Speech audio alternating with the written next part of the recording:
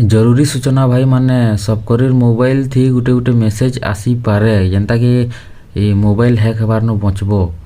तो ई मेसेजटा देख गुटे भाई नाकि आसी तार व्हाट्सअप हैक हो जाइए और ऑटोमेटिक मेसेज गुरा सेंड हो जाऊे। तो से मते फोन करथिले आ कहले कि जे एंता एंता होउछे टिके देख मोर आनो किछि आउ ऑप्शन काम ही नहीं देवार कहिकरी।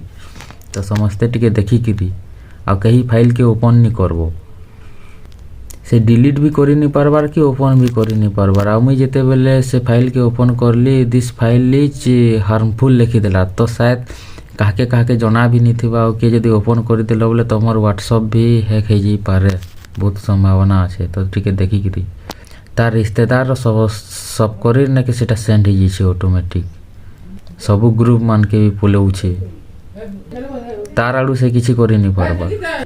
तो ये वीडियो के समस्त ना कि शेयर कर दियो कि जे एंता फाइल आसले ओपन ही नहीं करबे ठीक अच्छे।